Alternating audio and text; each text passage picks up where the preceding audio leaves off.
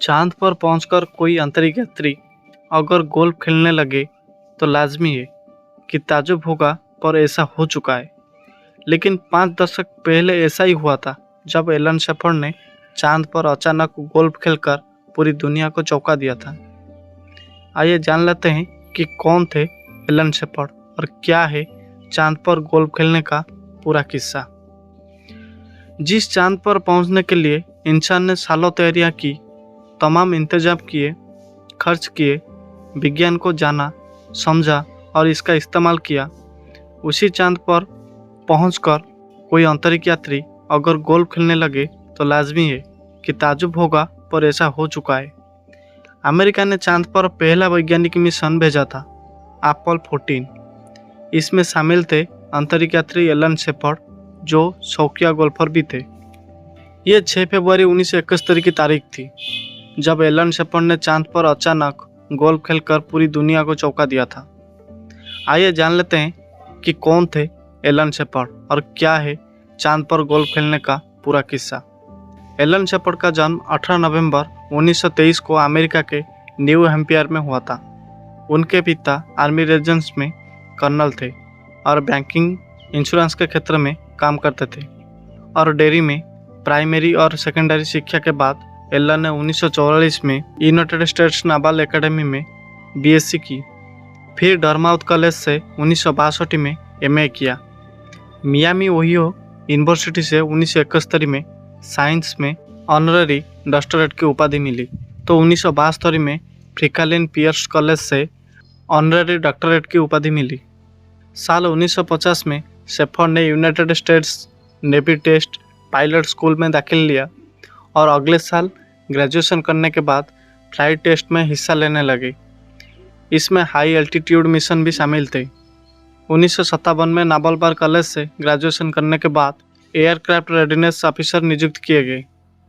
अपने military career में उन्होंने 8000 से भी ज़्यादा घंटे की उड़ान भरी।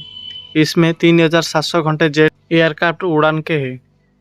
एलन शेफर्ड का नाम उन 7 मरकरी एस्ट्रोनॉट्स में भी शामिल था जिन्हें अमेरिका स्पेस एजेंसी नासा ने अप्रैल 1959 में नामांकित किया था। 5 मई 1961 को अमेरिका ने अंतरिक्ष की पहली यात्रा शुरू की, तो इस यात्रा का हिस्सा बनने वाले एलन पहले अमेरिकन बने थे। इसके 3 दिन बाद नासा ने उन्हें डिस्ट्रीब्यूटेड सर्विस मेडल से भी नवाजा था।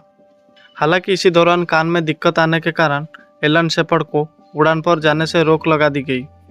1963 में उन्हें एस्ट्रोनॉट्स ऑफिस का इंचार्ज बनाया गया। वो 1973 तक नासा की ओर से संचालित एस्ट्रोनॉट से जुड़ी सभी गतिविधियों के कोऑर्डिनेशन, शेड्यूलिंग और कंट्रोल का हिस्सा रहे। इसी बीच एलन शेफर्ड की कानों की सर्जरी की गई, जिसके बाद 31 जनवरी से 9 फरवरी तक अपोलो 14 मिशन के लिए नासा के सबसे उम्रदराज स्पेस कमांडर के रूप में एलन शेफर्ड ने अपनी फाइनल उड़ान भरी। उनके साथ चांद पर इस तीसरे मानव मिशन में कमांड मॉड्यूल पायलट के रूप में स्टुअर्ट रूस और लूनर मॉड्यूल पायलट के रूप में एगर डी मिशेल भी थे। अपोलो 14 के चांद के ऑर्बिट में पहुंचने के बाद शेफर्ड और मिशेल ने लूनर मॉड्यूल इंटरेस्ट को इससे अलग किया और चांद की सतह की ओर बढ़ चले। 5 फरवरी को इसने फ्रा मौरी फॉर्मेशन पर लैंड किया, जो प्लान किए गए लैंडिंग फ्लाइट से सिर्फ 60 फुट दूर था। सबसे पहले इन दोनों अंतरिक्ष यात्रियों ने 43 पाउंड कॉन्स्टिट्यूएंसी सैंपल इकट्ठा किए, एक टीवीएस बैंड एंटीना स्थापित किया, अमेरिका का झंडा फहराया, solar band composition air permit किए और फोटोग्राफ्स खींचे। उन्होंने Apollo lunar surface experiments package भी स्थापित किया। 6 फरवरी को शेफर्ड और मिशेल ने दोबारा चांद पर अपनी गतिविधियां शुरू की और पहली बार चांद पर मोबाइल इंस्ट्रूमेंट ट्रांसमीटर का इस्तेमाल किया, जिसमें फोटोग्राफिक इक्विपमेंट, टूल्स और एक लूनर पोर्टेबल मैग्नेटोमीटर शामिल था। आगे बढ़ते हुए उन्होंने कई तरह के सैंपल इकट्ठा किए। वापसी के दौरान एंटरेस में प्रवेश से ठीक पहले शेफर्ड ने चांद की सतह पर एक गोल बॉल फेंकी और वन आर्म स्विंग के जरिए इसे 1100 फीट ऊपर तक पहुंचा दिया। 5 और 6 फरवरी को मिलाकर ये अंतरिक्ष यात्री 9 घंटे 24 मिनट तक चांद की सतह पर रहे। बताया जाता है कि एलन शेफर्ड ने चांद पर गोल्फ खेलने के लिए शॉट मारने वाले यानी गोल्फ स्टिक के हेड यानी 6 आयरन ब्लॉक के हेड को मॉडिफाई कर लिया था और इसे चांद की सतह से मिट्टी के नमूने इकट्ठा करने वाली डिवाइस से जोड़ लिया था। इससे उन्होंने पहला शॉट लगाया तो बॉल पास में ही गिर गई, लेकिन दूसरे शॉट पर 1100 फीट ऊपर तक चली गई।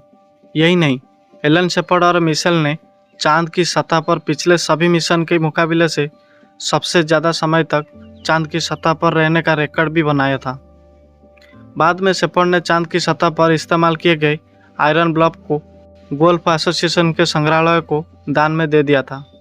वैसे तो चांद की सतह पर उतरने वाला अपोलो 14 आधिकारिक तौर पर पहला साइंटिफिक मिशन था, जो काफ़ी हद तक सफल भी माना जाता है।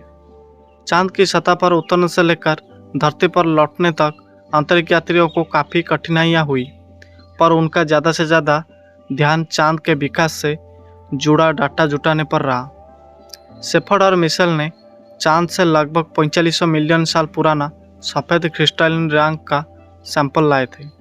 अपनी 2 अंतरिक्ष उड़ानों के दौरान शेपर्ड करीब 217 घंटे तक अंतरिक्ष में रहे और 1 अगस्त 1974 को नासा और नेवी से शेयर एडमिरल के रूप में रिटायर हो गए। एडमिरल शेपर्ड को नासा की ओर से the distributed service medal, NASA exceptional service medal, the navy astronauts wing, the navy distributed service medal, the navy distributed flying cross से नवाजा गया था। 74 साल की उम्र में कैलिफोर्निया में 22 जुलाई 1998 को एलन शेपर्ड का निधन हो गया। तो दोस्तों, आपको इस वीडियो कैसा लगा और इनकी काम आपको कैसा लगा कमेंट बॉक्स में ज़रूर बताइए। धन्यवाद दोस्तों।